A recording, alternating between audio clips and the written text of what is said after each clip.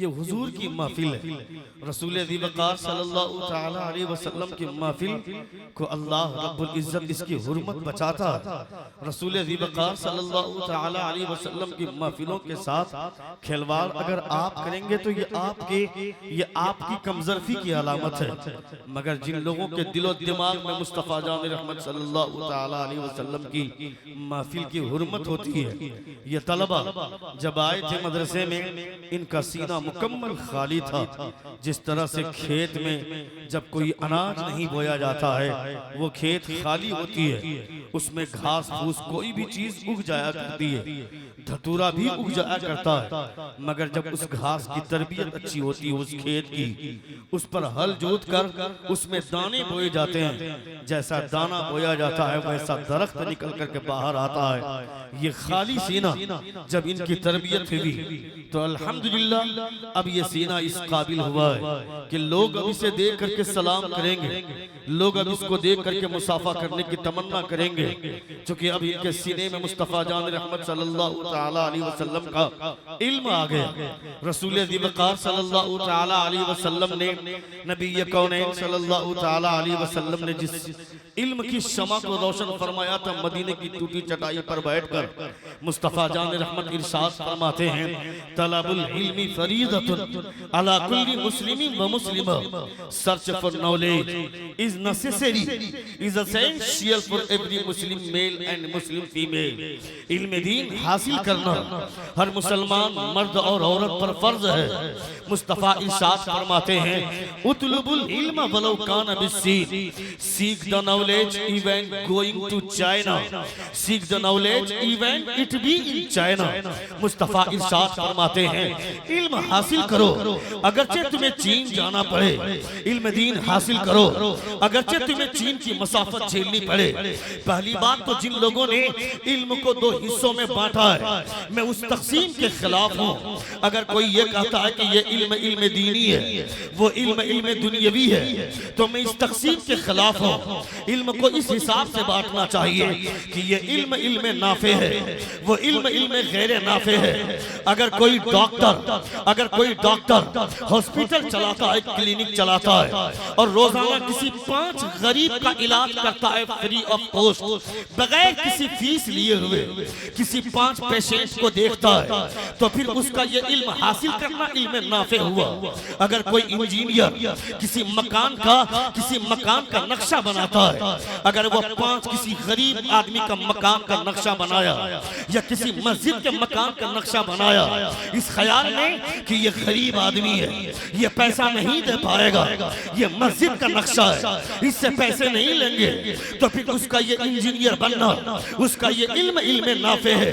और अगर कोई कुरान पढ़ता है, कुरान को अपने सीने में सजाता है और सिर्फ ख्याल ये रखता है कि इस कुरान की आयतों को बेचकर लोगों से पैसे कमाएंगे, तो ये इल्म नाफे नहीं, ये इल्म गैर नाफे है, ये इल्म गैर नाफे है। इल्म की तकसीम इल्म नाफे और इल्म गैर नाफे के तौर पर होनी चाहिए। नबी कौनैन सल्लल्लाहु तआला अलैहि वसल्लम ने डॉक्टर बनाने से मना नहीं फरमाया, इंजीनियर बनाने से मना नहीं फरमाया। मुस्तफ़ा जाने रहमत जंग में जा रहे हैं, अचानक एक खातून आती है जिसका नाम है अर-रुफैदा सलमिया। नबी कौनैन की बारगाह में आती है, फरमाती है, अल्लाह के रसूल मैं भी जंग में जाना चाहती हूँ। मुस्तफ़ा फरमाते हैं, तुम जंग में जाकर क्या करोगी? लोग जाकर तीर चलाएंगे, लोग जाकर तलवारें चलाएंगे, लोग जाकर नेज़े और भाले चलाएंगे, मगर तुम जाकर जंग में क्या करोगी? वो खातून बोलती है, ए अल्लाह के रसूल, जब मुजाहिदीन इस्लाम जख्मी हो जाएंगे, उन जख्मी शुदा हालत में जब वो परेशान हो जाएंगे, तो हम उनकी मरहम पट्टी करेंगे, उनका इलाज करेंगे। मुस्तफ़ा जाने रहमत फरमाते हैं, तुम अकेली मत जाओ, तुम अपने साथ और भी दिगर खवातीन को साथ में लेकर के जाना और जाकर के मुजाहिदीन की मरहम पट्टी करना। इससे क्या मतलब होता है? नबी कौनैन ने ये तालीमात दी, मुस्तफ़ा जाने रहमत ने यह तालीम दी कि अपनी बच्चियों को भी डॉक्टर बनाना चाहिए, अपनी बच्चियों को भी इंजीनियर बनाना चाहिए। मगर उसके दिमाग में इंजीनियर बन जाने के बाद जो पैसे का नशा सवार है, इस नशे को उतारना बाप की जिम्मेदारी है। डॉक्टर बनने के बाद जो पैसे का नशा सवार है, इस नशे को उतारना संभालना उसके बाप की जिम्मेदारी है। अगर तुम्हारे समाज में कोई डॉक्टर बनता है, इंजीनियर बनता है, प्रोफेसर बनता है, लेक्चरर बनता है, तो अपने आप में बहुत ज्यादा मोच में घी लगाकर चलने की जरूरत नहीं है और मौलवियों को हिकारत की निगाह से देखने की जरूरत नहीं है। मुस्तफा जाने रहमत से पूछते हैं, ए मुस्तफा, ये डॉक्टर है, अपने आप को बेहतर बोलता है, ये इंजीनियर है, अपने आप को बेहतर बोलता है, ये प्रोफेसर है, अपने आप को बेहतर बोलता है, ए मुस्तफा बेहतर है कौन? तो मेरे पैगंबर इरशाद फरमाते हैं, अगर ये जानना चाहते हो कौन बेहतर है तो सुनो, मुस्तफा इरशाद फरमाते हैं, खैरुकुम मन तअल्लमल कुरान व अल्लमहु, तुम में वो बेहतर है जो कुरान पढ़ना जानता है और कुरान पढ़कर कुरान पढ़ाना जानता है। वाह, नारे तकबीर, नारे रिसालत। इको थोड़ा सा कम, इसमें इको थोड़ा कम, इको थोड़ा सा कम कर दें। इक़रा बिस्मि रब्बिकल लज़ी खलक़, read the name of your sustainer who created the human being from the blood clot. पढ़ो अपने रब के नाम से जिसने खून के लोथरे से तुम्हें पैदा फरमाया। ये अल्लाह रब्बुल इज्जत ने कुरान मुक़द्दस की सबसे पहली वही में हमारे ज़मीर को झंझोड़ने की कोशिश की। दुनियाए अल्लाह रब्बुल इज्जत ने दुनिया के तमाम इंसानों को के ज़मीर को झंझोड़ा कि तुम्हें पढ़ना चाहिए। आज जो सीना इल्म से खाली हो जाता है उसके दिमाग में फतूर आते हैं, उसके दिमाग में कुदूरतें आती हैं, उसके दिमाग में शैतान अपना मस्कन बनाता है, वो शैतान का अड्डा बन जाता है, शैतान की करारगाह वो दिमाग बन जाता है। अपने दिमाग को खाली नहीं रखना चाहिए। अभी आ रहे थे रास्ते में, मुजफ्फरपुर से यहाँ आ रहे थे, मौलाना जमाल अख्तर पलामी साहब, मौलाना मोहम्मद अली फैजी साहब, शाहनवाज हसन साहब, हम सारे लोग आ रहे थे। एक मुसलमान की शादी में हमने देखा मुसलमान के तमाम नौजवान वो बारात जा रही है और डीजे लगाकर इस तरह डांस कर रहे हैं जैसा कोई हिंदू नहीं नाचता होगा, कोई ब्राह्मण की औलाद नहीं नाचती होगी, कोई राजपूत इस तरह नहीं नाचता होगा। जैसे नाच रहे थे वो कलमा पढ़ने वाले, मुस्तफा जाने रहमत के नाम लेने वाले, उसमें कुछ टोपी पहने हुए लोग भी तमाशा कर रहे थे। मैं कहता है जालिम, तुम्हारे सीने में, तुम्हारे दिमाग में मुस्तफा जाने रहमत सल्लल्लाहु अलैहि वसल्लम की तालीमात नहीं है, नबी ये कौनन की तालीमात से अपने सीने को भी खाली रखा, अपने दिमाग को भी खाली रखा।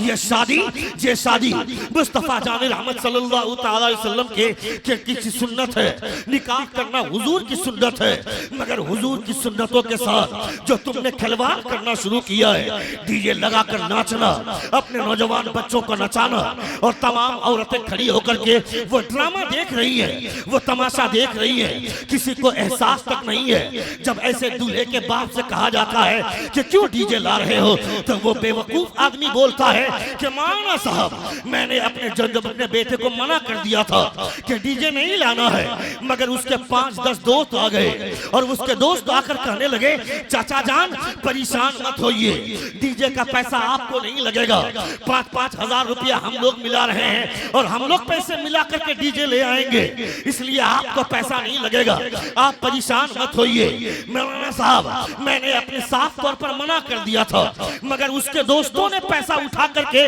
डीजे का इंतजाम किया है, तो आप क्या करेंगे? मैं कहता हूं बेवकूफ आदमी, तुम्हें अपने एहसास को जिंदा करना चाहिए था, तुम्हें अपने जमीर के ऊपर अपने जमीर पर हाथ रखकर सोचना चाहिए था, तुम्हें तो उस लौंडे को जवाब देना चाहिए था, बेटा मेरा है, उसकी शादी है, हुकूमत तुम करोगे, हुकूमत तेरी होगी। तुम ये बोलते हो शादी रोज रोज नहीं होती है, जिंदगी में एक बार होती है, इसको हल्के तरीके से नहीं, इसको धूमधाम से करवानी चाहिए। मैं कहता हाँ, शादी धूमधाम से होनी चाहिए, मगर ऐसी धूम नहीं कि फरिश्ते लानत भेजे, ऐसी धूम नहीं कि खुदा नाराज हो जाए, ऐसी धूम नहीं कि मुस्तफा नाराज हो जाए। शादी इतनी धूम से हो कि निकाह जमीन पर पढ़ाया जाए और आसमान के फरिश्ते उस निकाह का चर्चा करें। वाह वाह वाह वाह वाह, नारे तकबीर, नारे रिसालत, पैगाम मुस्तफा। वाह वाह वाह। सुन रहे हैं आप? सुन रहे हैं? कितने लोग सुन रहे? जरा हाथ उठाकर कहें या रसूल अल्लाह। और एक बार कहें या हबीब अल्लाह। रसूल दी वक़ार सल्लल्लाहु ताला अलैहि वसल्लम की तालीमात के साथ खिलवाड़ मुसलमान करता है। मुस्तफ़ा जान रहमत सल्लल्लाहु ताला अलैहि वसल्लम के फरमुदात के खिलाफ मुसलमान जाता है और मुसलमान ये सोचता है कि मुंह खोले रहे अपने घर में, आसमान से खुदा रसूलुल्लाह बरसाए, सीधे मेरे मुंह पर गिरना चाहिए। तुम दर दर की ठोकरें नहीं खाओगे, दर दर के ठोकरें तुम नहीं खाओगे, जलील और रुस्वा तुम नहीं होगे, तो कौन जलील होगा, कौन रुस्वा होगा? इसके बारे में कभी आपने सोचा? जिन लोगों को हमने बोलना सिखाया, जिन लोगों को हमने चलना सिखाया, कल तलक हिंदुस्तान की हालत कैसी थी दुनिया जानती है। इब्ने बतूता जब हिंदुस्तान में आया था तो वो एक औरत की चीख सुनकर के बेहोश हो गया था। एक औरत की चीख सुनकर बेहोश हो गया। होश में आने के बाद लोगों ने पूछा इब्ने बतूता से, वो तारीख का एक बहुत बड़ा मुअर्रिख इब्ने बतूता से लोगों ने पूछा बेहोशी की वजह क्या है, क्यों बेहोश हुए थे? इब्ने बतूता बोलता है एक आदमी मर गया, उसकी बीवी का कसूर क्या था? वो आदमी मर गया। दो चार औरतें आकर के मिल करके उसे समझा रही हैं कि तुम्हें अगर अपने शौहर के साथ वफादारी को सबूत देना है तो जिस चिता पर तुम्हारा शौहर लेटा हुआ है, तुम्हारे शौहर की लाश रखी हुई है, उसी चिता पर तुमको जाकर लेट जाना चाहिए। वो औरत जिंदा जाकर उस चिते पर जाकर लेट जाती थी। मर्द चला गया दुनिया से, उसकी बीवी का कसूर क्या था? अल्लाह सलामत रखे गरीब नवाज के उस मजार को, अजमेर शरीफ की उस दरगाह को।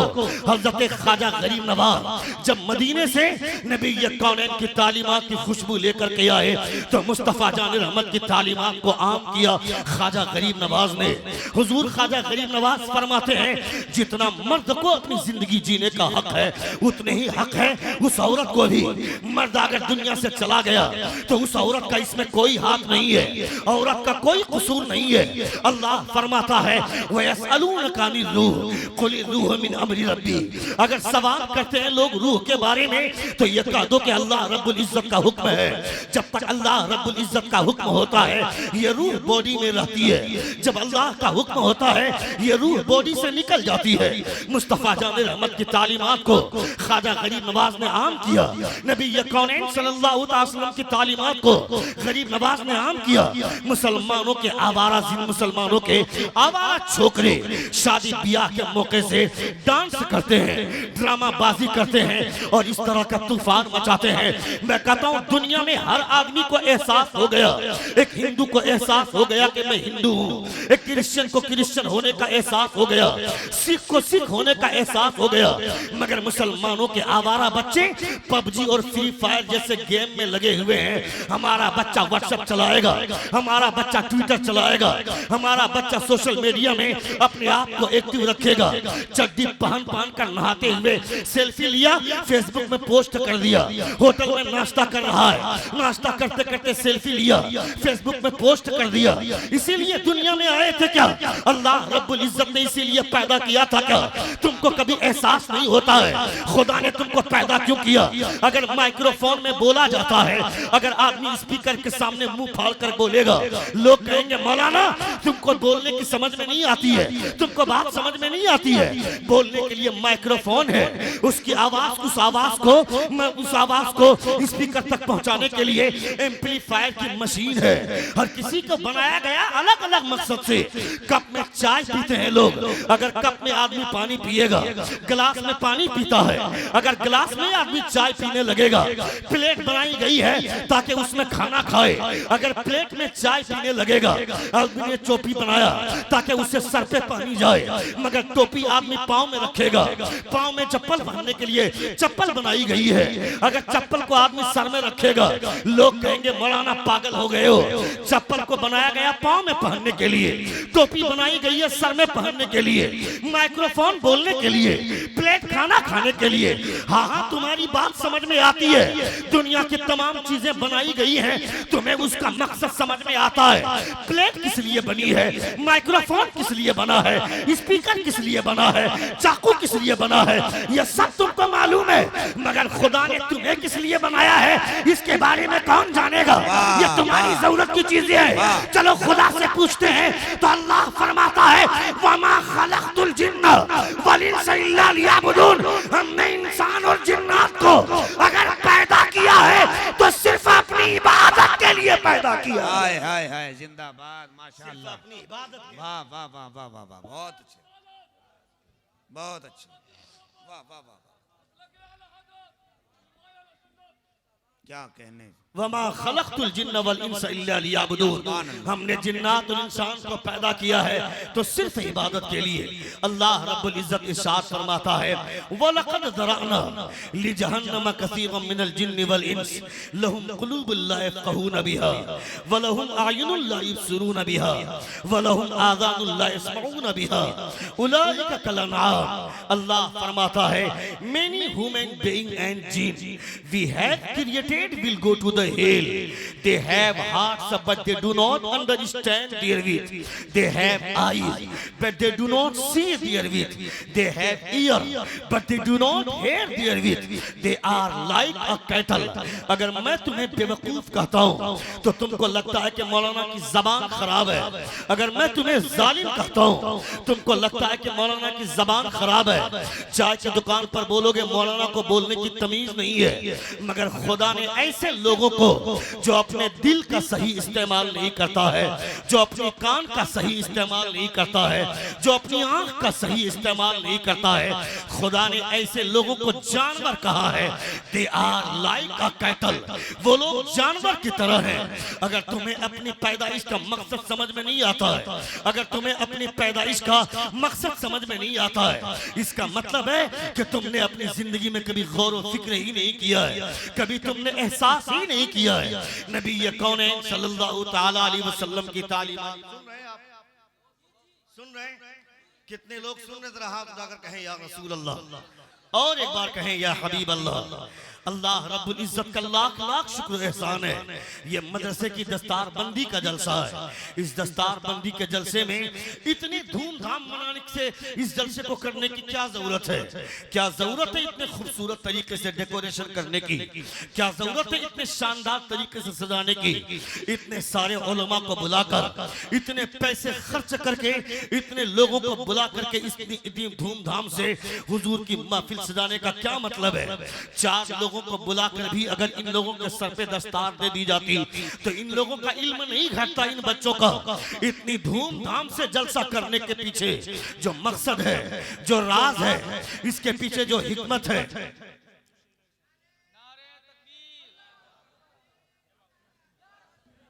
कौन है?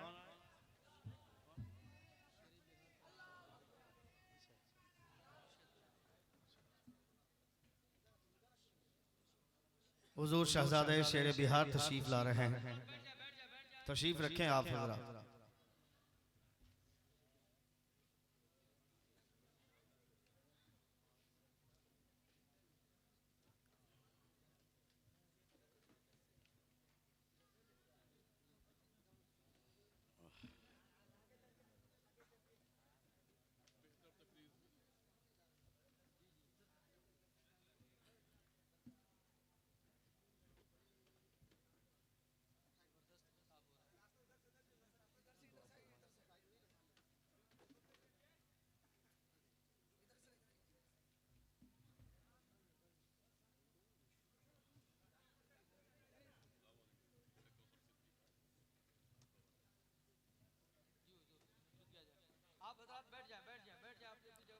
तशरीफ रखें आप हज़रात, तशरीफ रखें।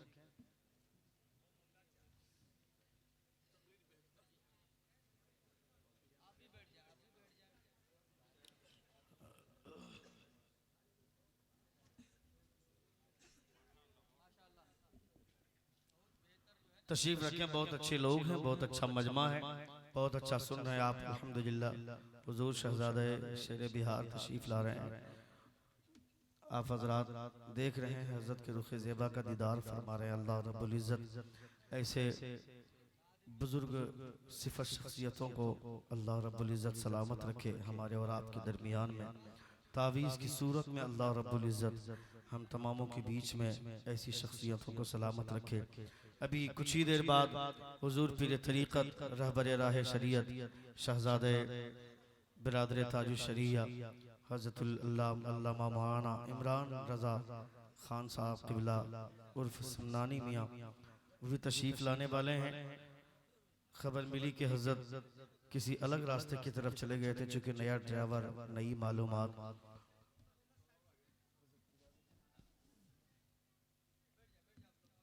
तशरीफ रखें आप हजरत, अभी थोड़ी देर बाद हजरत भी तशरीफ लाने वाले हैं। मदरसे के तलबा मुकम्मल तैयारी के साथ बैठे हुए हैं।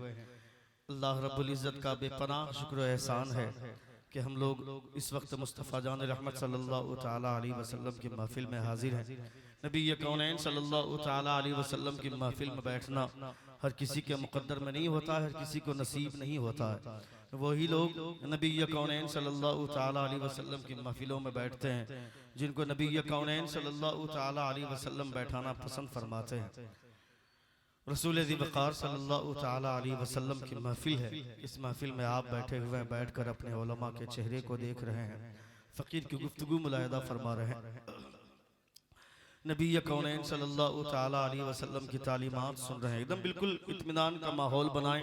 कोई ज़रूरी नहीं है कि बहुत ज़्यादा हंगामा आराई होगी तभी लगेगा कि मेरी तकरीर कामयाब हुई है, चूँकि स्टेज का अब एक अलग बाजार बन चुका है, एक अलग माहौल बन गया है। किसी भी शायर को या किसी खतीब को तब तक नहीं लगता है कि मेरी तकरीर कामयाब हुई है जब तक 5-10 नारे नहीं लग जाते हैं तकरीर के दरमियान में।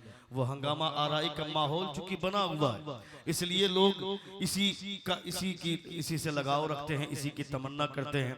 मगर कभी कभी अगर कुछ लोग संजीदा लबो लहजे में सुनने वाले लोग मिल जाते हैं तो आदमी तबीयत के साथ सुनाना चाहता है। रसूल ज़िबकार सल्लल्लाहु अलैहि वसल्लम की बातें सुननी चाहिए। मुस्तफ़ा जान रहमत सल्लल्लाहु ताला अलैहि वसल्लम की तालीमात अगर मुसलमान नहीं सुनेगा तो कोई बरहमन की औलाद की चीजें ये नहीं है। नबी कौनैन पूरी दुनिया के लिए पैगंबर बनकर के आए। अल्लाह फरमाता है कुल या अय्युहन नासु इन्नी रसूलुल्लाहि इलैकुम जमीआ, पूरी कायनात के लिए अल्लाह के महबूब नबी बनकर के आए। मगर अल्लाह रब्बुल इज़्ज़त का शुक्र है कि आपका शुमार उम्मत इजाबत में होता है। आपने हुजूर सल्लल्लाहु ताला अलैहि वसल्लम के कलमे का इकरार फरमाया, आपने नबी कौनैन सल्लल्लाहु ताला अलैहि वसल्लम का दामन थामा। रसूल ज़िबकार सल्लल्लाहु ताला अलैहि वसल्लम का एहसान अल्लाह रब्बुल इज़्ज़त का शुक्रिया अदा करे कि खुदा ने आपको मुस्तफ़ा का दामन अता फरमाया, मुस्तफ़ा की गुलामी अता फरमाई, मुस्तफ़ा का कलमा में असर हुआ। कौन सा तीर मारा था हमारे बाप ने, कौन सा बड़ा कारनामा अंजाम दिया था कभी हमारे बाप ने। कभी ये सोचे तन्हाई में, कभी अकेले में बैठकर ये एहसास करे हमारे बाप दादा ने कोई तो अच्छा काम किया होगा जिसकी वजह से अल्लाह रब्बुल इज़्ज़त ने मुझे मुस्तफ़ा का दामन अता फरमाया, मुस्तफ़ा की गुलामी अता फरमाई, मुस्तफ़ा का कलमा में असर हुआ। खुदा चाहता तो किसी ऐसे घर में भी पैदा कर देता जहाँ के लोग जानवर का पेशाब पीते हैं। खुदा ऐसे घर में भी पैदा कर देता जहाँ लोग जानवर की लीद पी खाते हैं। खुदा ऐसे घर में भी चाहता तो पैदा कर देता जहाँ के लोग मुस्तफ़ा जान रहमत का नाम सुनते हैं तो चिढ़ते हैं। मगर अल्लाह रब्बुल इज़्ज़त का शुक्र है कि खुदा ने ऐसे घर में पैदा फरमाया जहाँ के लोग मुस्तफ़ा का नाम लेते हैं या सुनते हैं तो अपने अंगूठे को बोसा देकर के आंखों से लगाते हैं कि ये नाम मेरे मुस्तफ़ा जान रहमत का है, मेरे हुजूर का नाम है। अल्लाह रब्बुल इज़्ज़त का लाख लाख शुक्र एहसान। कभी तो तन्हाई में ये सोचे कि मेरे बाप ने कौन सा बड़ा हाथ मारा था कि मुझे मुस्तफ़ा का दामन मिला, मुझे मुस्तफ़ा का कलमा मिला, मुझे मुस्तफ़ा की गुलामी मुयस्सर हुई। किसने सोचा था कि मैं मुसलमान के घर में पैदा होऊंगा, मुझे मुस्तफ़ा की गुलामी मिल जाएगी, मुझे मुस्तफ़ा का दामन मिल जाएगा, मुझे मुस्तफ़ा का कलमा मुयस्सर हो जाएगा। ये न मैंने सोचा था न ये मेरे बाप ने सोचा था, बल्कि कोहे तूर पर जब हज़रत मूसा अलैहिस्सलातु वस्सलाम ने अल्लाह रब्बुल इज़्ज़त से फरमाया था, ए परवरदिगारा, मैं जब तौरात को पढ़ता हूँ, मैंने तौरात में एक उम्मत का तज़किरा पढ़ा है, मुझे वो उम्मत बड़ी अच्छी लगती है। ए परवरदिगारा, अरे भाई इधर देखो ना यार, व्हाट मैन यार, उधर क्या तकरीर मैं कर रहा हूँ, खिताब मैं कर रहा हूँ, बार बार पीछे मुड़कर देख रहे हो। हज़रत आएंगे तो कहाँ जाएंगे? अजब हाल है। सामने 100 लोग 200 लोग वहां भीड़ जमा किए हुए हैं, लगता है आएंगे तो हजरत को खा जाएंगे ये लोग नोच नोच कर। इस्तकबाल करने के लिए 5-10 लोग काफी भाई, ऐसे ही खराब नहीं होते। जो हजरात रोड पर खड़े हैं अगर वो यहीं आकर बैठेंगे तो सामने से दीदार होगा। आप जलसे में बरहमी पैदा मत कीजिए, बड़ी मुश्किलों से जलसा सजता है। आकर बैठ जाएं, जब इशारा हो रहा है तो बैठना चाहिए। अच्छा, कुछ लोग इतने वीआईपी होते हैं, बोला तुमको बोलना है बोल, हमको जो काम करना है हम करेंगे। जेंटलमैन सब बन जाते हैं। नबी के जलसों में 15-20 नहीं 50-100 लोग बैच लगाकर अपने आप को 30 मार खान समझते हैं। मैं कमेटी का आदमी हूँ, मैं रजा खान हूँ, मैं रजाकार हूँ। क्या कमेटी के लोगों को खिताब सुनने की जरूरत नहीं है क्या? रजाकारों को तकरीर नहीं सुननी चाहिए क्या? उन्हें भी खिताब सुनने की जरूरत है। हर आदमी को खिताब सुनना चाहिए। हजरत शेख सिद्दी सिख्ती रज़ियल्लाहु ताला अन्हु के एक ही मुरीद और एक ही खलीफा हजरत जुनैद बगदादी रज़ियल्लाहु ताला अन्हु हैं, जिन्होंने पूरी जिंदगी ये ठान रखा था कि मैं तकरीर नहीं करूंगा। रिश्ते में भांजा लगते हैं हजरत जुनैद बगदादी हजरत शेख सिद्दी सिख्ती के, तकरीर नहीं करना चाहते थे। हजरत जुनैद बगदादी से बार बार बोलते हैं तकरीर करो बेटा। हजरत जुनैद बगदादी फरमाते तकरीर नहीं करूंगा, मैं तकरीर नहीं करना चाहता। हजरत जुनैद बगदादी रज़ियल्लाहु ताला अन्हु रात में सोए थे, आंख सोई मगर मुकद्दर जागा। मुस्तफा ख्वाब में तशरीफ लाए, जोर से बोले हुजूर ख्वाब में तशरीफ लाए। नबी ये कौनैन की तशरीफ आवरी हुई। जिसके ख्वाब में हुजूर आ जाए, जिसके ख्वाब में मुस्तफा जाने रहमत की जलवागरी हो जाए, जो आदमी ख्वाब में मुस्तफा को देख लेता हो फिर उसकी नींद की मेराज हो गई, उसकी किस्मत की मेराज हो गई। हजरत जुनैद बगदादी ख्वाब में मुस्तफा को देखते हैं। मुस्तफा फरमाते जुनैद तकरीर करना। तकरीर क्यों नहीं करते हो? खिताब करना। खिताब से मेरी कौम की इस्लाह होती है। जोर से बोलिएगा, खिताब से मेरी कौम की इस्लाह होती है। शोरा आएंगे 200 अशार पढ़ देंगे, 500 अशार पढ़ देंगे। तुमको सुबह अगर पूछेंगे एक शेर सुना दो तो नानी मर जाएगी, एक शेर नहीं सुना पाओगे। मगर खतीब के खिताब के 1 घंटे की गुफ्तगू आपने सुन ली तो पूरी जिंदगी जितनी बातें तुमने सुनी है वो तमाम बातें तुमको याद रहेंगी। ये खिताब का फायदा है, ये तकरीर सुनने का फायदा है। मेरा मकसद ये नहीं है कि नात शरीफ ना सुनो, नात शरीफ तो सुनना चाहिए मगर नात शरीफ सुनकर तकरीर भी हम ही सुनेंगे। अगर मैं नात सुनूंगा तो तकरीर मेरा बाप सुनने नहीं आएगा। ये भी मेरी जरूरत की चीजें हैं, इसे भी हम ही सुनेंगे। जहां नात पढ़कर तुम्हारे अंदर दीवानगी लाई जाती है, वहीं तकरीर के जरिए तुम्हें होश में लाया जाता है, तुम्हें चलने फिरने का ढंग सिखाया जाता है, तुम्हें बोलने का सलीका सिखाया जाता है, तुम्हें बोलने का सलीका सिखाया जाता है। अपनी जिंदगी के तमाम तर मामलात कैसे हल करने हैं इसका हुनर सिखाया जाता है, इसका गुण सिखाया जाता है। ये तमाम चीजें तेरे लिए जरूरी है। हजरत शेख सिद्दी सिख्ती के मुरीद और खलीफा हजरत जुनैद बगदादी रात को सोए, मुस्तफा ख्वाब में तशरीफ लाए। नबी ये कौनैन फरमाते जुनैद तकरीर करना, इससे मेरी कौम की इस्लाह होती है। आंख खुली, नमाज पढ़ने के लिए मस्जिद में तशरीफ ला रहे हैं, नमाज पढ़ रहे हैं। नमाज पढ़ते पढ़ते दिल में ख्याल पैदा हुआ कि आज मैंने हुजूर को देख लिया, मैंने जिस पीर का दामन थामा है वो पीर पता नहीं मुस्तफा को देखे होंगे कि नहीं देखे होंगे, कोई गारंटी नहीं है, मगर मैंने आज हुजूर को देखा है। नमाज हजरत शेख सिद्दी सिख्ती पढ़ा रहे हैं। नमाज जैसे ही मुकम्मल हुई हजरत शेख सिद्दी सिख्ती पीछे पलटते हैं, फरमाते जुनैद करीब आ। जुनैद करीब गए, कहा जुनैद और करीब आ। जुनैद और करीब गए, कहा जुनैद और करीब आ। बिल्कुल अपने करीब किया। हजरत शेख सिद्दी सिख्ती फरमाते हैं जुनैद आप तकरीर करोगे ना? हाय हाय से बोलिए, जोर से बोलिए, जोर से बोलिए। वाह। कहा जुनैद अब तकरीर करोगे ना? कहा हजरत मतलब समझ में नहीं आया। कहा आप तकरीर करोगे ना? कहा क्या बात है? हजरत शेख सिद्दी सिख्ती फरमाते हैं कल ख्वाब में मैंने अपने रब का दीदार किया और मैंने खुदा से कहा परवरदिगारा मेरा एक ही मुरीद है, एक ही खलीफा है, मगर तकरीर नहीं करना चाहता है। कभी तेरे हबीब का गुजर हो तो कह दे कि मेरे मुरीद को समझाता हुआ चला जाए। हाय हाय हाय हाय। तकबीर, नारे रिसालत, नारे रिसालत। हजरत अल्लामा मुफ्ती शहाबुद्दीन सकाफी साहब किबला जश्न दस्तार बंदी, नारे तकबीर, नारे रिसालत। वाह वाह वाह वाह, माशाअल्लाह। हज़रत जुनैद बगदादी रज़ियल्लाहु ताला अन्हु इरशाद फरमाते हैं हुजूर मैंने आज ख्वाब में मुस्तफा को देखा है। सुभान मैंने आज ख्वाब में मुस्तफ़ा जान रहमत सल्लल्लाहु ये अल्लामा गुलाम नबी साहब क़िबला मिसबाही की मोहब्बतें हैं। आपको नहीं समझ में आ रही हैं, आपको भी समझना चाहिए। तकरीर की नज़ाकतों को समझना चाहिए। आदमी क्यों अपने बच्चों को पढ़ाएगा बुखारी शरीफ तक? आदमी क्यों अपने बच्चों को मुस्लिम शरीफ पढ़ाएगा? क्यों आदमी तिरमिजी पढ़ाएगा? अगर बच्चे की आवाज अच्छी है तो उसको नाज शरीफ पढ़ना सिखाएगा। लोगों के दिमाग में ये बात बैठ गई है, नाज शरीफ पढ़ोगे तो लोग हवा में उड़ा कर पैसे देंगे। मगर एक खतीब बैठकर मुस्तफ़ा की हदीस पढ़ता है तो किसी को 1 रुपया जेब से निकालने की तौफीक नहीं होती है। क्यों आदमी अपने बच्चे को बुखारी शरीफ पढ़ाएगा? क्यों नहीं अपने बच्चे को जाहिल ही रखेंगे? मेरा बेटा 4 साल की उम्र का है, मैं उसको पूछता हूँ क्या बनोगे, खतीब बनोगे या शायर बनोगे? वो मेरा बेवकूफ बेटा बोलता है कि अब्बू जान मैं शायर बनूंगा। मैंने कहा क्यों शायर बनोगे? कहा आपको लोग पैसे नहीं देते हैं, आप तकरीर करते हैं, मगर जो शायर नात पढ़ता है उसको लोग पैसों से नवाजते हैं, लोग उसे पैसे देते हैं। ये खुराफात लोगों के दिमाग में किसने भर दिया? तुम जैसे लोगों ने भरा है।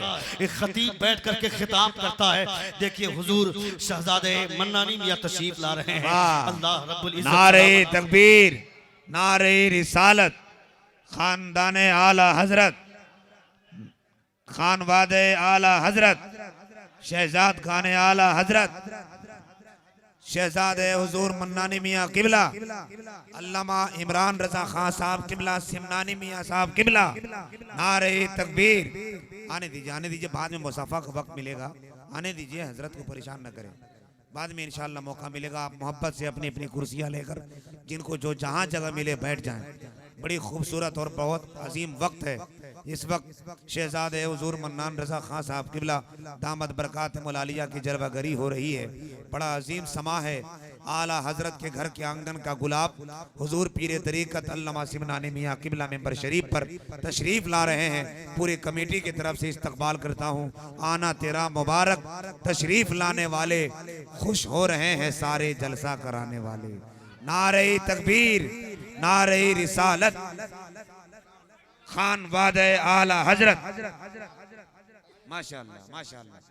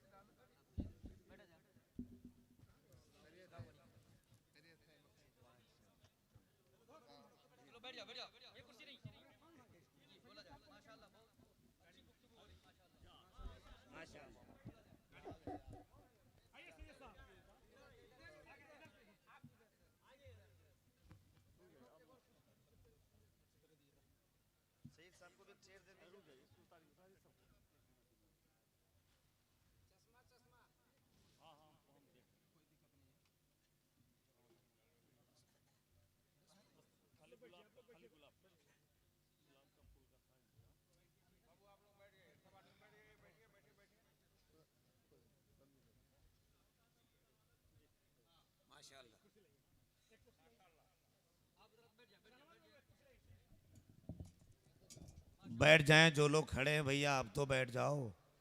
किन का इंतजार है? बैठ जाएं, तशरीफ रखें, कुर्सियां खाली हैं, आके बैठ जाएं।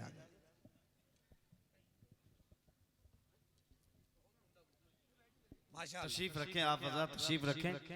जो हजरत सामने खड़े हैं मैं उन लोगों से गुजारिश करूंगा कि आप तशरीफ रखें। अल्हम्दुलिल्लाह लायक तहसीन और काबिल मुबारकबाद हैं। जितनी मशक्क़तें उठाते हुए हजरत तशरीफ ला रहे हैं, वो उसका दर्द क्या है, वो परेशानियां क्या है, वो हजरत से ज़्यादा बेहतर तरीके से कौन समझ सकता है। कई बार ऐसा लगा कि हजरत नहीं पहुंच पाएंगे। कई बार जलसे वालों ने भी ये महसूस किया, खुद जिम्मेदार लोगों ने ये महसूस किया कि पता नहीं हजरत पहुंच पाएंगे कि नहीं पहुंच पाएंगे। मगर हजरत ने जब रखते सफर बांध लिया तो उस वक्त तक सलाम नहीं होता जब तक हजरत नहीं पहुंच पा जाते। जोर से बोलिए सुभान अल्लाह। हजरत को भेजना था, हजरत को पहुंचाना था। हुजूर सैयदना गौसे आजम रदियल्लाहु ताला अन्हु की महफिल है, ख्वाजा गरीब नवाज की महफिल है। हुजूर आला हजरत के इस लाल को देखें, इस शहजादे को देखें और तसव्वुर करें जब इनके चेहरे की नूरानियत का ये आलम है तो हुजूर आला हजरत के चेहरे की नूरानियत का आलम क्या होगा, हुजूर आला हजरत के चेहरे का आलम क्या होगा। लायक तहसीन और काबिल मुबारकबाद हैं आप लोग। जो लोग बरेली को आंख दिखाते हैं उन्हें इस बात का एहसास होना चाहिए 150 साल तक मेहनत करें बरेली वाले और इतनी जल्दी पकोड़े तुम खाना चाहो, इतनी जल्दी बिरयानी तुम खाना चाहो, ये तसव्वुर भी मत करना, ये एहसास भी मत करना जब तक हुजूर ताजुश शरिया हुजूर आला हजरत के गुलाम रहेंगे वो तुम जैसे लोगों की पैरवी नहीं करेंगे। अल्हम्दुलिल्लाह हम सब हुजूर आला हजरत के चाहने वाले हैं। जोर से एक बार हाथों को लहरा कर कहें या रसूल अल्लाह, और एक बार कहें या हबीब अल्लाह। वो हुजूर आला हजरत लोग आज मजलिसी गुफ्तगू में बोला करते हैं कि हम अगर हुजूर आला हजरत को नहीं मानते हैं तो क्या बिगड़ जाता है, हुजूर आला हजरत को नहीं माने तो काफिर हो जाएंगे क्या। मैं कहता हूँ काफिर नहीं होगे मगर तेरे अंदर की सियाही तेरी जबान पर बाहर आ रही है, समझ में आ रही है तेरी सियाही, तेरे अंदर का गुबार समझ में आता है। तुमको मालूम ही नहीं आला हजरत कौन है। एक बाप के बहुत सारे बेटे होते हैं मगर जिस बेटे पर नाज उसके बाप को होता है वो बेटा बरेली का अहमद रजा है। एक उस्ताद के बहुत सारे शागिर्द होते हैं मगर जिस शागिर्द पर उस्ताद को नाज होता है वो शागिर्द बरेली का अहमद रजा है। एक मुरीद के एक पीर के बहुत सारे मुरीदीन होते हैं मगर जिस मुरीद पर पीर को नाज होता है वो मुरीद का नाम बरेली का अहमद रजा है। तुम्हें पता ही नहीं है पीर की मुरीद तो मुरीद पीर बोलता है। अगर आज हम हुजूर आला हजरत का नाम लेते हैं तो तुम्हें कांटे की तरफ चुभता है, तुमको बुरे लगते हैं हम, मगर हुजूर आला हजरत के पीरो मुर्शिद सैयद आले रसूल मरहवी फरमाते हैं कि on the day of judgment when Allah almighty should ask from me what have you brought from earth for me I should present Ahmad Raza Khan. आप फरमाते हैं कल क़यामत के मैदान में जब अल्लाह रब्बुल इज्जत मुझसे सवाल करेगा ए आले रसूल मेरे लिए दुनिया से क्या लाया है, on the day of judgement मेरे लिए क्या लाया है। मैं नमाजें हैं मेरे पास मगर पेश नहीं करूंगा, रोजे हैं मेरे पास मगर पेश नहीं करूंगा, ज़कात है मेरे पास मगर पेश नहीं करूंगा। खुदा जब सवाल करेगा तो परवरदिगार की बारगाह में अपनी नमाजों को नहीं, अपने रोजों को नहीं, मेरी जिंदगी भर की पूंजी बरेली का अहमद रजा है। नारे तकबीर, नारे रिसालत, मसलके आला हजरत, मसलके आला हजरत, उलमाए किराम, जश्न दस्तार बंदी, नारे तकबीर, नारे रिसालत। क्या बात। On the day of judgment, when Allah Almighty should ask from me, what have you brought from earth for me? I should present Ahmad Raza Khan. मैं बरेली का अहमद रजा पेश करूंगा। इतना बड़ा कलेजा, इतना बड़ा जिगर अगर हुजूर सैयद आले रसूल मरहवी पेश कर रहे हैं और ये बता रहे हैं दुनिया वालों को कि मेरे पास नबी कौनैन सल्लल्लाहु तआला अलैहि वसल्लम का खून है मगर मेरे अंदर खून की गर्मी नहीं, मेरे अंदर हरारत इस बात की है कि मेरा मुरीद बरेली का अहमद रजा है, मेरा खादिम बरेली का अहमद रजा है। तुम्हें पता ही नहीं हुजूर आला हजरत कौन है, हुजूर आला हजरत की शख्सियत कैसी है। मैं कहता हूँ जालिमो देख सिमनानी मियाँ के चेहरे को, जब इनके चेहरे से इतना नूर फूट रहा है तो बरेली का अहमद रजा के चेहरे की नूरानियत का जिंदाबाद जिंदाबाद जिंदाबाद जिंदाबाद जिंदाबाद जिंदाबाद। के चेहरे की नूरानियत का आलम क्या होगा। हुजूर ताजुश शरिया किसी दूसरे पीर के ताल्लुक से, किसी दूसरी शख्सियत के ताल्लुक से 2 महीना 3 महीने तक पोस्टर निकाल कर जगह जगह पे ऐलान करवाया जाता है, हर तरफ पोस्टर छपवाया जाता है, हर तरफ टेम्पू और रिक्शा में ऐलान करवाया जाता है, मगर इतनी भीड़ 2 महीने का प्रचार के बाद भी इकट्ठी नहीं होती थी जितनी भीड़ ताजुश शरिया बगैर किसी ऐलान के किसी इलाके में पहुंच जाते थे, दीवानों की भीड़ इकट्ठी हो जाती थी। ये हुजूर ताजुश शरिया की मकबूलियत है, ये हुजूर ताजुश शरिया की मकबूलियत है। जब ताजुश शरिया की मकबूलियत का ये आलम है तो बरेली के ताजदार की मकबूलियत का आलम क्या होगा। क्या बात है। जिंदाबाद जिंदाबाद। गदा भर देते हैं शाहाने जमाना की झोली, मोहताज का जब ये आलम है मुख्तार का आलम क्या होगा। मगर तुम्हारे पास इन सब चीजों को जानने के लिए तुम्हारे पास टाइम कहाँ है? तुम अपने बुजुर्गों को पढ़ो, तुम अपने बुजुर्गों की तारीख पढ़ो, तुम्हारे पास इतना टाइम कहाँ है? न तुम्हारे पास टाइम है, न तुम्हारे बच्चों के पास टाइम है, न तुम्हारी बीवी के पास टाइम है, न तुम्हारी बेटी के पास टाइम है। सब लोग सोशल मीडिया में लगे रहो, सब लोग फेसबुक और व्हाट्सएप और ट्विटर में लगे रहो। दुनिया में क्या हो रहा है ये तुमको मालूम है? पूरी दुनिया तुम्हें बर्बाद करना चाहती है, मारना चाहती है। पूरी दुनिया तुम्हारे पीछे लगी हुई है, हर कोई तुम्हारी मौत का तमाशा देखना चाहता है। कौन है जो तुम्हें जिंदा देखना चाहता है? कोई नहीं, सिर्फ वो आमना का लाल है। हजरत आयशा फरमाती है मुस्तफा कमरे से कभी अंदर जा रहे हैं, कभी बाहर निकल रहे हैं, कभी अंदर जा रहे हैं, कभी बाहर निकल रहे हैं। आयशा सवाल करती है मुस्तफा ये क्या हो रहा है? कभी अंदर जा रहे हैं, कभी बाहर आ रहे हैं। मुस्तफा फरमाते आयशा आसमान का बादल देख रही हो? कहा हाँ या रसूलुल्लाह देख रही हो। कहा तुम्हें क्या लगता है कि आसमान का बादल बारिश के कतरे गिराएगा?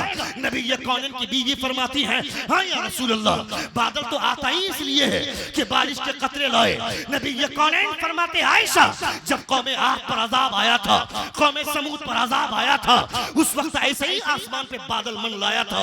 उन लोगों ने सोचा था कि बारिश आएगी, मगर हुआ क्या था? पत्थरों की बारिश हुई, आग की बारिश हुई। मैं सोचता हूँ कहीं खुदा मेरी कौम को भी तबाह न कर दे, मेरी कौम पर भी कोई अजाब नाजिल न हो जाए। देख बेवकूफ लोगों, तुम मस्जिद से निकल कर भी पूछते हो धोनी का स्कोर क्या हुआ, मोहम्मद कैफ ने कितना स्कोर किया, मोहम्मद शमी ने कितना विकेट लिया, जहीर खान ने कितना विकेट लिया। कौन है जहीर खान, कौन है मोहम्मद कैफ, कौन है वो धोनी, कौन है वो जहीर खान, कौन है वो शमी? ये लोग तुम्हारा नाम तक नहीं जानते, मगर मदीने में जो सरकार लेटे हुए हैं तुम उन्हें याद करो न करो, 24 घंटे मुस्तफा तुम्हें याद किया करते हैं। 24 घंटे मुस्तफा सोचते हैं तो तुम्हारे बारे में तो क्या करते हैं? ना अल्लाहु अकबर, या रसूल अल्लाह, या रसूल अल्लाह, या गौस, या रसूल अल्लाह। 24 घंटे मुस्तफा तुम्हारे बारे में सोचा करते हैं। कभी तो मुस्तफा को याद करो, कभी अकेले में बैठकर नबी करीम सल्लल्लाहु ताला अलैहि वसल्लम को याद करने की कोशिश करनी चाहिए। नहीं करेंगे, तन्हाई में भी अपनी तन्हाई में भी आदमी सोशल मीडिया में लगा रहेगा। तुम अपने समाज को नहीं बदलोगे तो तुम दुनिया में तुम तबाह होकर के रह जाओगे, बर्बाद होकर के रह जाओगे। अभी आज से 6 दिन पहले राजस्थान के एक ओयो होटल में रेड मारी गई, पुलिस ने रेड मारी तो वहां से होटल से लड़कियां निकल रही हैं। कौन लड़की? नकाब पहन कर मुसलमान की लड़कियां बाहर आ रही हैं, वो पकड़ी जा रही है। जो लड़की स्कूल जाती है पढ़ाई करने के नाम पे, जो लड़की कॉलेज जाती है पढ़ाई करने के नाम पर, जो लड़की जाकर ट्यूशन जाती है कि हमको क्लास लेना है, हमको क्लास करना है, हमको डॉक्टर बनना है, इंजीनियर बनना है। तुम बाप हो, कभी तुमको कॉलेज में जाकर देखना चाहिए था मेरी बेटी पढ़ाई करती है या किसी के गले में हाथ रख करके, किसी बॉयफ्रेंड के हाथ में हाथ दे करके कैंटीन का मजा ले रही है। ये तुम्हें जांचना चाहिए था कि नहीं? तुमको अपनी बेटी को नकाब पहनाना चाहिए था, मगर तुम्हारी बेटी बोल देती है कि मेरा दिल अच्छा तो सब कुछ अच्छा, अब्बा जान मैं नकाब नहीं पहनूंगी। नकाब पहन भी लिया और अगर दिल में गंदगी है तो बुराई कर लूंगी, कोई नहीं जान पाएगा। और अगर दिल अच्छा है तो नकाब नहीं भी पहनूंगी तो अपने आप को बचा लूंगी। ये तकरीर सुन करके बाप खामोश हो जाता है। वो लड़की मॉडर्न तरीके से अपनी जिंदगी जीती है, बाजार चलती है तो सर पे दुपट्टा नहीं, नीम बरहना कपड़ा पहनकर वो वीडियो बनाती है, वो लड़की मॉडर्न बनती है। मैं कहता हूं माशाल्लाह माशाल्लाह, बहुत सुन रहे हैं आप?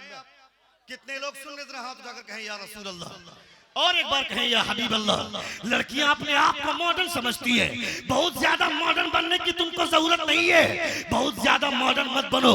इलाहाबाद यूनिवर्सिटी से ग्रेजुएशन कंप्लीट करने वाली खातून बोलती है कि I have completed my graduation from the university of Allahabad.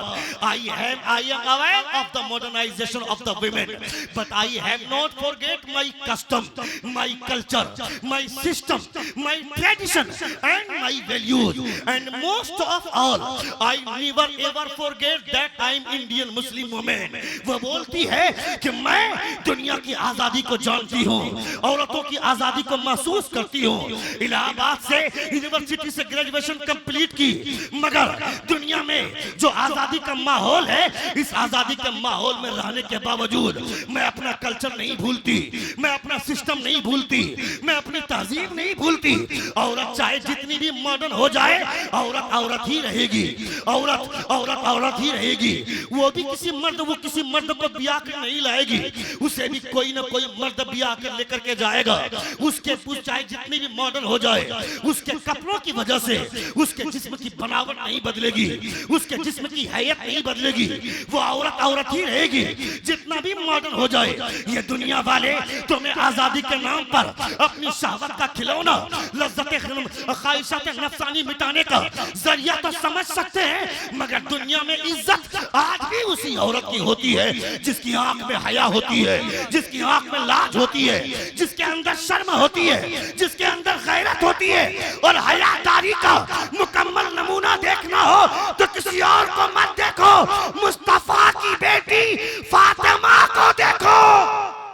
नारे तकबीर, नारे रिसालत, जश्न दस्तार बंदी, नारे तकबीर, जिंदाबाद जिंदाबाद। हयादारी का मुकम्मल नमूना देखना हो तो फातिमा को देखो, जिन्होंने वसीयत की थी, हजरत अली रज़ी अल्लाह ताला अन्हु से गुजारिश की थी कि मेरी मौत का ऐलान मदीने में न किया जाए, मैं अगर इंतकाल कर जाऊं तो रात के सन्नाटे में मुझे दफन कर दिया जाए।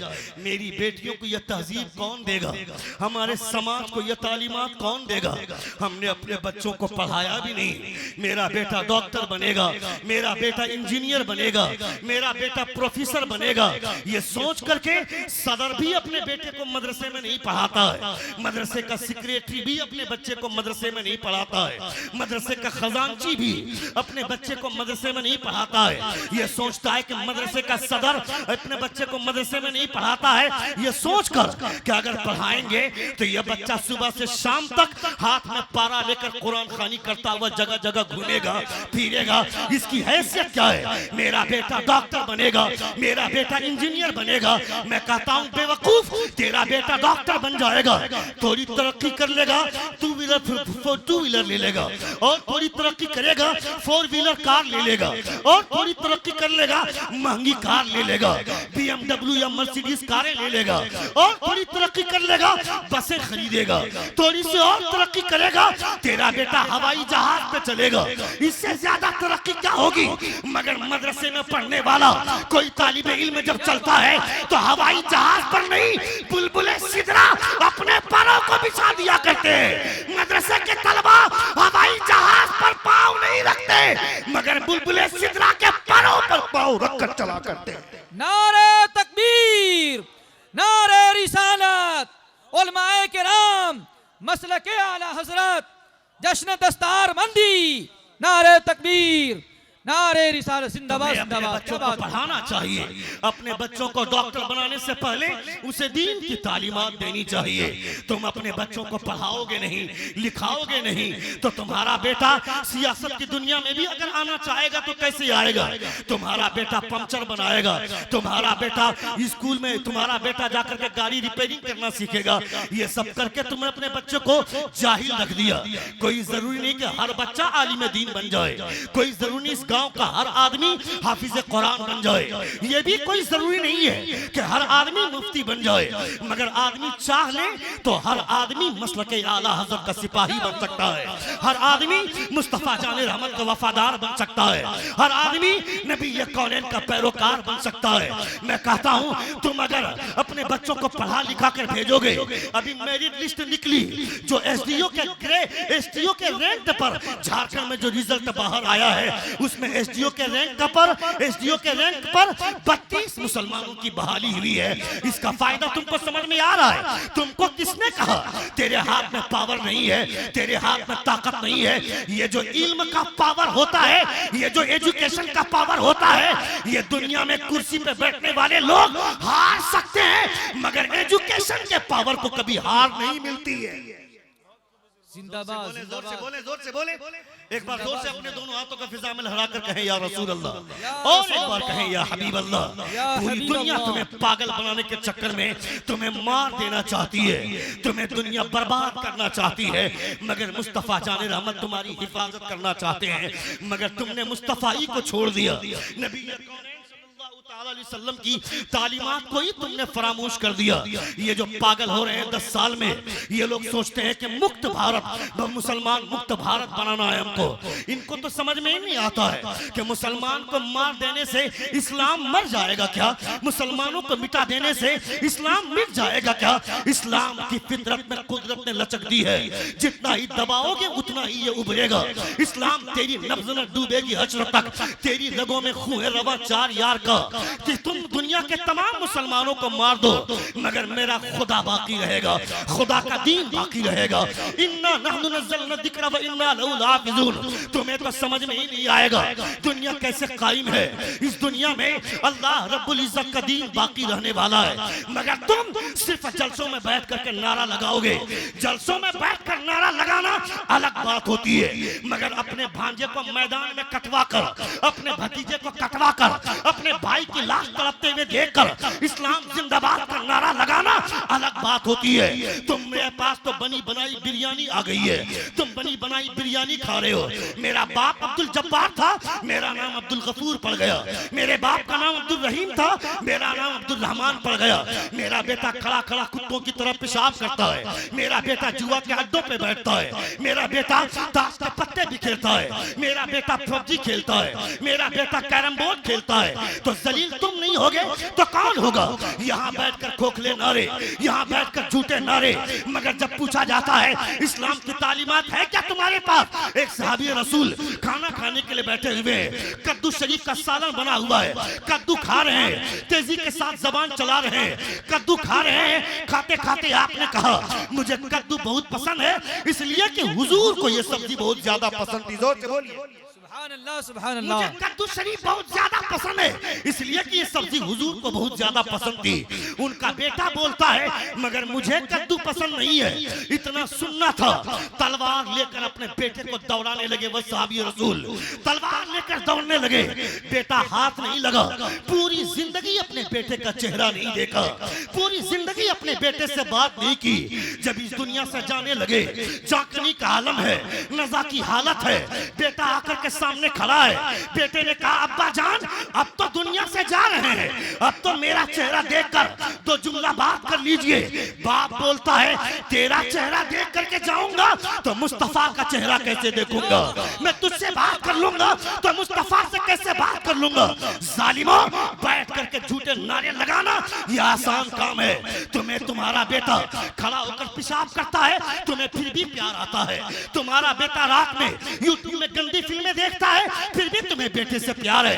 तुम्हारा बेटा आवारागर्दी करता है, फिर भी तुम्हें बेटे से प्यार है। इसका मतलब है तेरे सीने में जो प्यार होना चाहिए था हकीकी, वो प्यार है ही नहीं। यहाँ बैठकर खोखले नारे लगाना अलग बात होती है, मगर मैदान कारज़ार में मुस्तफा की नाम पर जान कुर्बान करने वाला जिगर होना चाहिए। हज़रत हंज़ला रज़ियल्लाहु ताला अन्हु अपनी बीवी के साथ शब ज़ुफ़ाफ़ में है। दो रूहें कुर्ब की मंजिलों से हमकिनार होने वाली है, दो रूहों का इत्तिसाल होने वाला है, दो जिस्म का मिलन होने वाला है। अचानक ढिंढोरजी की आवाज आई, क़ाल क़ाल रसूलुल्लाह सल्लल्लाहु अलैहि वसल्लम या अय्युहल मुमिनून इज़हबू इलल जिहाद। हज़रत हंज़ला बिस्तर से उठ गए, कहा सुनो मेरी शरीके हयात। सुन रहे हैं? जिंदाबाद जिंदाबाद जिंदाबाद जिंदाबाद। कितने लोग सुन रहे हैं? हाथ उठाकर कहें या रसूल अल्लाह। हज़रत हंज़ला बिस्तर से उठे, कहा सुनो मेरी शरीके हयात। अल्लाह रब्बुल इज्जत के प्यारे रसूल की आवाज सुनने के बाद एक मोमिन का बिस्तर पे पड़ा रह जाना उसकी गैरत मर्दानगी के खिलाफ है। अगर चाहो तो अभी तलाक ले लो, वरना खुदा की मर्जी पर कायम रहो। बीवी का जवाब सुनो, तुम्हारी बीवी होती तो मुझे चूड़ियां लाकर कौन देगा, मुझे साड़ी लाकर के कौन देगा, बहन होती तो मेरे लिए जोड़े ला करके कौन देगा। मगर वो कल की बीवी थी ना, बीवी बोलती मेरे सरताज दुनिया की जिंदगी फानी है, इसमें हिस्सेदार बना लिया, उक़बा की जिंदगी जावेदानी है, इससे अलग करते हैं, ये मेरे लिए फख्र की बात नहीं है क्या। अगर जिंदा लौटे तो गाजी की बीवी, अगर शहीद हो गए तो शहीद की बेवा कहकर पुकारी जाऊंगी। लौटे तो गाजी की बीवी, और अगर मारे गए तो शहीद की बेवा का कर पुकारी जाऊंगी। ये इस्लाम का नारा लगाना, इस्लाम का नारा लगाने से मैं लगाने की पर पाबंदी नहीं लगा रहा हूं, मैं इस्लाम का नारा लगना चाहिए, अपने बुजुर्गों के नाम का नारा लगना चाहिए, मगर उस नारे के पीछे अपने आमाल को भी दुरुस्त करना चाहिए, अपने कैरेक्टर को भी दुरुस्त करना चाहिए। अपने बच्चों को पढ़ाओ, आलिम दीन बनाओ। तुम्हारा बच्चा अगर आलिम दीन बनेगा और कल अगर वो सियासत की दुनिया में कदम रखेगा, सुन रहे हैं? और 5-7 मिनट सुनेंगे, कितने लोग सुनेंगे? जरा हाथ उठाकर कहें या रसूल अल्लाह, और एक बार कहें या हबीब अल्लाह। 1 घंटे की तकरीर मेरी हो गई और 5 से 7 मिनट के अंदर मैं अपनी गुफ्तगू खत्म कर रहा हूँ। एक बार और कहें या रसूल अल्लाह, और एक बार कहें या हबीब अल्लाह। अल्लाह रब्बुल इज्जत का लाख लाख शुक्र और एहसान है कि आप नबी कौनैन सल्लल्लाहु अलैहि वसल्लम की महफिल में बैठकर मुस्तफ़ा जान रहमत सल्लल्लाहु ताला अलैहि वसल्लम की तालीमात को मुलाहिदा कर रहे हैं। अपने बच्चों को वो तालीम भी दो जिस तालीम के जरिए दूसरों के परख से उड़ाया जा सके, और वो तालीम भी दो जिस तालीम के जरिए आदमी अपनी आखिरत को संवार सके, अपनी आखिरत को संवार सके। हमारे उलमा, मैं अपने उलमा से कहना चाहता हूँ, हमारे उलमा को भी सियासत के मैदान में कदम रखना चाहिए। जब कोई मौलवी या कोई आलिम सियासत की दुनिया में आता है, राजनीति की दुनिया में आता है, तो तुम्हारे जैसे लोग बोलते हैं मौलवियों को क्या जरूरत है राजनीति करने की, मौलवियों को क्या जरूरत है सियासत में कदम रखने की। सियासत तुम करोगे, खड़े होकर के पेशाब करने वाले लोगों को क्या मालूम कि सियासत किसे बोलते हैं, राजनीति कैसे किसे बोलते हैं। जब से हमारे उलमा ने राजनीति का मैदान छोड़ा है, तब से यह राजनीति और सियासत रखेल बनकर के रह गई, किसी की नाजायज औलाद बनकर के रह गई। मैं कहता हूं एक मौलवी नहीं, मौलवियों के साथ बैठने वाला वो इलाहा हैदराबाद का शेर असदुद्दीन ओवैसी 350 MP पर भारी होता है। अगर 15 मौलाना पार्लियामेंट में चले गए तो सोचो कैसा तूफान उठेगा। क्या बात है, जिंदाबाद जिंदाबाद जिंदाबाद जिंदाबाद में चले गए तो कैसा तूफान उठेगा। ये तो बेवकूफ लोग हैं आज की तारीख में। जो सबसे बड़ा चोर वो सबसे बड़ा नेता, जो सबसे बड़ा डकैत वो सबसे बड़ा नेता, जो सबसे बड़ा आवारा वो सबसे बड़ा नेता, जो सबसे बड़ा अय्याश वो सबसे बड़ा नेता। बात बात पर ये लोग बोलते हैं हिंदुस्तान छोड़कर चले जाओ, भारत छोड़कर चले जाओ। तेरे बाप का हिंदुस्तान है क्या? तेरे बाप का भारत है क्या? हम भारत छोड़ देंगे? भारत का आर्टिकल 5 ये बोलता है, कॉन्स्टिट्यूशन ऑफ इंडिया का, भारत का संविधान, उसका भाग नंबर 5 बोलता है, आर्टिकल 5 ये बोलता है, in the commencement of this constitution every person who has domicile in this territory of India, whose parents was born in this territory of India, whose parents was born in this territory of India, they are the citizen of India। Bharat का संविधान बोलता है जो यहाँ पैदा हुआ, जिसका बाप यहाँ पैदा हुआ, जिसका दादा यहाँ पैदा हुआ, वो भारत का बाइज्जत शहरी है, वो भारत का नागरिक है। मैं कहता हूँ मैं तो पैदा हुआ ही, मेरा बाप तो पैदा हुआ ही, मगर पूरी दुनिया का बाप हज़रत आदम जब जन्नत से जमीन पर उतारे गए थे तो सबसे पहला कदम जिस धरती पर पड़ा था वो धरती भारत की धरती है।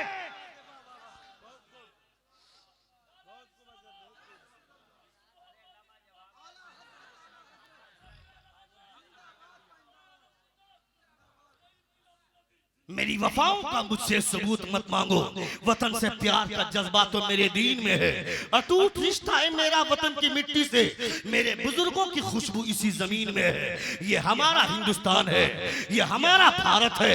हमें पाकिस्तान से कोई लेना देना नहीं है, हम पाकिस्तान को नहीं चाहते। हम हिंदुस्तानी अगर एक एक लोटा पानी बहा देंगे तो पाकिस्तान नक्शे से मिट जाएगा, पाकिस्तान की कोई हैसियत नहीं रहेगी। हम क्यों पाकिस्तान के पीछे भागेंगे? हम तो हिंदुस्तान के पीछे भागते हैं इसलिए कि गरीब नवाज हिंदुस्तान में रहते हैं। ख्वाजा गरीब नवाज हिंदुस्तान में, मोइनुद्दीन अजमेरी हिंदुस्तान में, ख्वाजा कुतुबुद्दीन बख्तियार काकी हिंदुस्तान में, निजामुद्दीन इलाही हिंदुस्तान में, मखदूम अशरफ जहांगीर सिमनानी हिंदुस्तान में, हुजूर आला हजरत हिंदुस्तान में। हम हिंदुस्तान से इसलिए नहीं प्यार करते कि यहाँ पे ताजमहल है, यहाँ लाल किला है, यहाँ कुतुब मीनार है, बल्कि हिंदुस्तान से प्यार इसलिए करते हैं कि मदीने वाले सरकार फरमाते हैं मैं रहता हूं मदीने में, मगर हिंदुस्तान से मुझे ठंडी हवाएं मिला करती है। वाले सरकार फरमाते हैं, अल्लाह रब्बुल इज्जत सलामत रखे, शहजादे बिरादर ताजु शरिया हज़रतुल अल्लामा मौलाना इमरान रजा खान उर्फ सिमनानी मियाँ, अल्लाह रब्बुल इज्जत ने जिन अखलाक से नवाजा है, बहुत सारे मशाइखीन को हम देखते हैं जो पहचानते तक नहीं है। 1 घंटे 2 घंटे बात करने के बाद भी, मुलाकात के बाद ऐसी गुमनामी वाली फीलिंग पेश करते हैं जैसे कि कभी मुलाकात ही नहीं हुई है। मगर हुजूर सिमनानी मियाँ के अखलाक का ये आलम है कि 100, 50, 20 साल के बाद भी, 15 साल के बाद भी, 5 साल के बाद भी मुलाकात हो तो खैरियत पूछते हैं, खाना खाया कि नहीं पूछते हैं, नाश्ता किया कि नहीं पूछते हैं। ये पूछना, इसका मतलब है कि जब इनके अखलाक का ये आलम है तो आला हज़रत के अखलाक का आलम क्या होगा। जिनका अखलाक इतना शानदार होगा वो पीर झूठा हो ही नहीं सकता है। जोर से बोलिए, जोर से बोलिए, जोर से बोलिए। मदीने की टूटी चटाई पर बैठकर जिन मुस्तफा ने इल्म की शमा को रोशन किया था, उसी मुस्तफा ने अखलाक की किरणें भी फैलाई थी, अखलाक की खुशबुएं भी बांटी थी। मेरे मुस्तफा ने सिर्फ इल्म नहीं बांटा है, मुस्तफा ने अखलाक को भी तकसीम किया है। जिस शेख के पास इल्म की भी दौलत हो, अखलाक की भी दौलत हो, उस शेख के करीब आ जाना, उस शेख के पास आ जाना और अपने आप को कुर्बान कर देना, ये तसव्वुर करना कि ये अखलाक इनका बताता है कि इनकी इरादत हमको सही मिल रही है, हमें इनकी बैत मिल रही है। ये अल्लाह रब्बुल इज्जत का शुक्र एहसान है, अल्लाह रब्बुल इज्जत का लाख लाख शुक्र एहसान है कि अपने माथे की निगाहों से आप हुजूर सिमनानी मियाँ के रुखे ज़ेबा का दीदार कर रहे थे। कुछ दिन पहले हजरत का एक्सीडेंट हुआ था तो ऐसा लग रहा था पूरे हिंदुस्तान में एक सन्नाटा छा गया। अल्लाह अल्लाह, जिनसे हम लोग मिलते हैं, बड़े बड़े शेख के पास जाते हैं, पहचानता तक नहीं है, खैरियत पूछने वाले सिमनानी मियाँ हैं, हालत का जायजा लेने वाले सिमनानी मियाँ हैं। जब भी मिलते हैं चेहरे पे मुस्कुराहट, चेहरे पे तबस्सुम। जो यहाँ तुम्हें नहीं पहचानता है कयामत में क्या पहचानेगा। और ये पीर तुम्हें यहाँ पहचान रहा है, इसका मतलब है कयामत में भी तुम्हें पहचान लेंगे। नारे तकबीर, नारे रिसालत। शहजादे अल्लामा मन्नान रजा खान साहब किबला, हुजूर सिमनानी मियाँ किबला।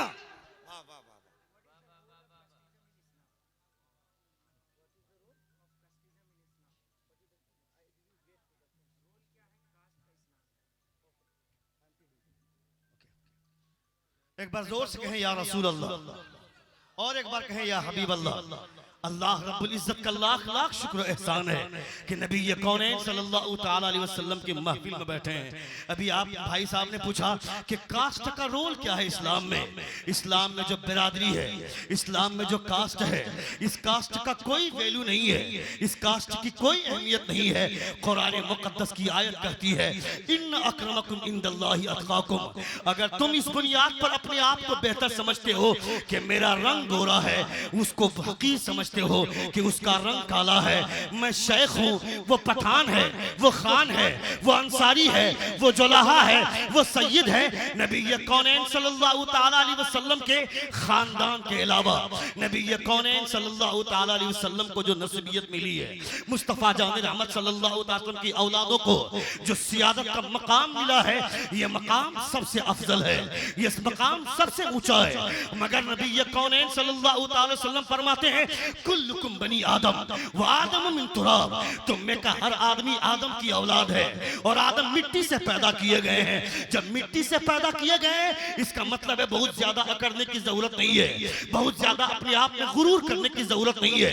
कॉन्स्टिट्यूशन ऑफ इंडिया भी यही बोलता है, भारत का संविधान भी यही बोलता है। मैं तो कभी कभी हैरत में पड़ जाता हूँ, वो डॉक्टर भीमराव अंबेडकर जो खुद दलित परिवार से बिलोंग करता है, मगर इतनी अच्छी सोच कैसे रखता है, इतनी अच्छी बात कैसे बोलता है। वो डॉक्टर भीमराव अंबेडकर बोलता है, कॉन्स्टिट्यूशन ऑफ इंडिया का आर्टिकल 14 ये बोलता है, the state shall not discriminate against any citizen only on ground of religion, race, caste, sex, place of birth और एनी ऑफ देम। ये भारत का संविधान बोलता है कि कौन मर्द है, कौन औरत है, कौन किस खानदान से ताल्लुक रखता है, इससे कोई मतलब नहीं है।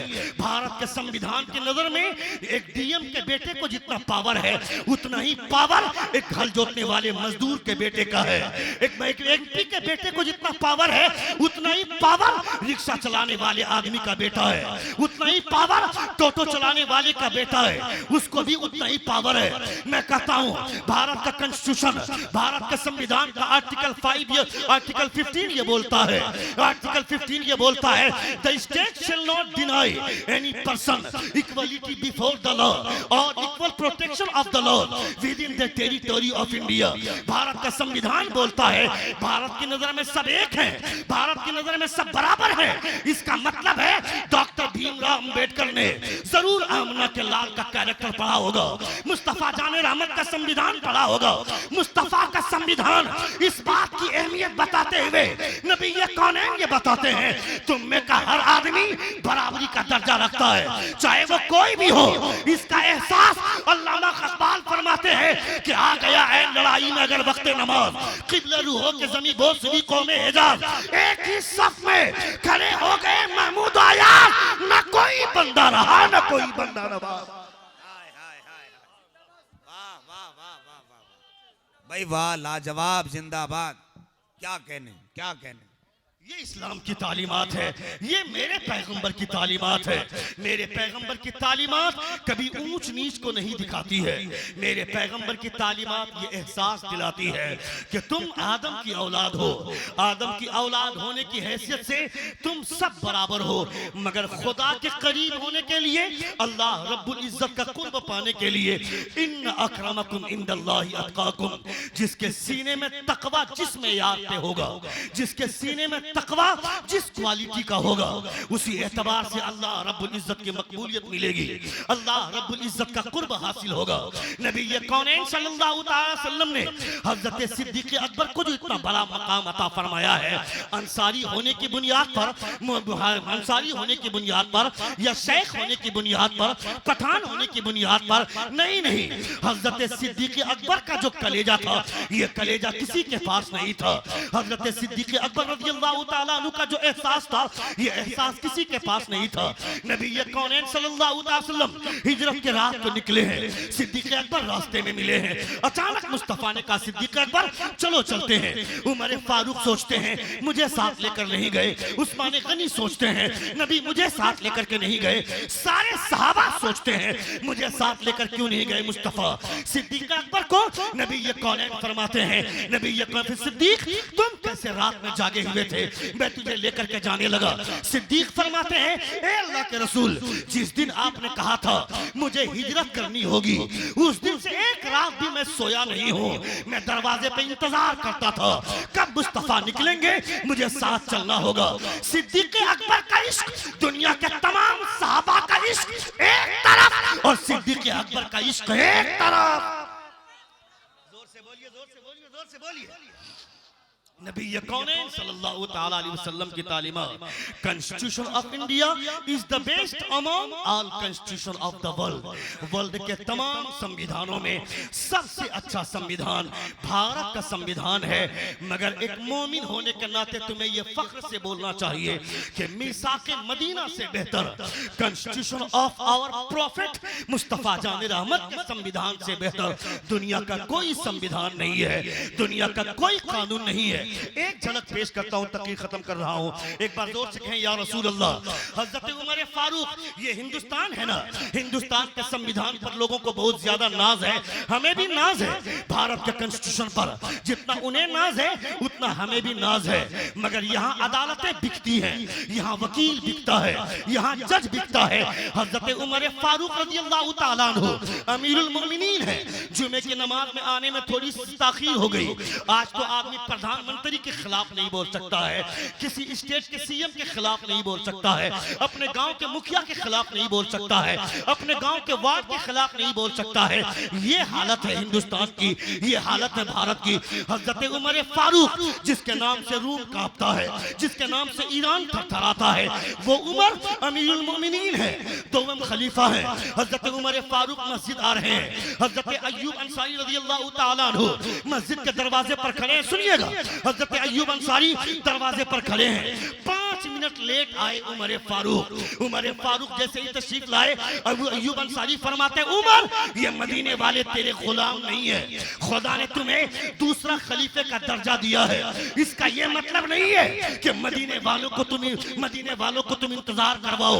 ये कौम तेरी गुलाम नहीं है, ये मदीने वाले की गुलाम है। जोर से बोलिए, ये तुम्हारी गुलाम नहीं है, ये मदीने वाले की गुलामी करती है। हजरत उमर फरमाते हैं हजरत अय्यूब अंसारी से, मेरे पास एक ही जुब्बा था, उसको धो करके सुखा रहा था, उसके सूखने में ताखीर हो गई, इसलिए 5 मिनट लेट आ गया। ऐसा था मेरा खलीफा, ऐसा था मेरा बादशाह। तुम्हारे बादशाह जो बादशाह पर गुर्राते हैं, इतराते हैं। आज से 1400 बरस पहले जब ईरान से कुछ लोग आए थे कि चलो मदीने का सुल्तान देखेंगे, मदीने का बादशाह कैसा होता है उसे देखेंगे, मदीना पहुंचे थे, लोगों से आकर के कहा था, कहाँ है तुम्हारा सुल्तान? कहा सुनो, यहाँ कोई सुल्तान बुल्तान नहीं है, यहाँ मुस्तफा का नौकर रहता है, यहाँ मुस्तफा का गुलाम रहता है। कहा उसका महल कहाँ है? कहा महल, यहाँ बादशाह के लिए महल नहीं होता है। महल देखना चाहते हो, कहाँ मिलेंगे? कहा चलो मिलाता हूँ। जब गए तो हजरत उमर फारूक एक खजूर के दरख्त के नीचे एक ईंट का तकिया बनाकर जमीन पर सो रहे हैं। लोग देखते हैं तो हैरान पड़ जाते हैं, या अल्लाह, ये अमीरुल मोमिनीन है, ये उमर फारूक है। कहा तुम्हारे बादशाह के इतने दुश्मन हैं, इसे सूखी जमीन पर नींद कैसे आ गई? उमर फारूक के मानने वाले मदीने वाले लोग बोलते हैं, तुम्हारा बादशाह गरीबों पर जुल्म करता है तो महलों में भी नींद नहीं आती है, मगर मेरा बादशाह बकरियों और कुत्तों और शेरों में भी इंसाफ करता है तो खुदा सूखी जमीन पर भी चैन की नींद अता फरमा देता है। ऐसा सुल्तान हमारा, ऐसा बादशाह हमारा। या माशरल जिन्नि वल इंसी इन इस्ततातुम अन तनफुदू मिन अख्तारिस समावाति वल अर्दि फनफुदू ला तनफुदून इल्ला बिसुल्तान। ए जिन्नातुल इंसान की गिरोह, कहां भागोगे, कहां जाओगे? जमीन के जिस गोशे में जाओगे, सुल्तान तेरा परवरदिगार है, बादशाह तेरा खुदा है।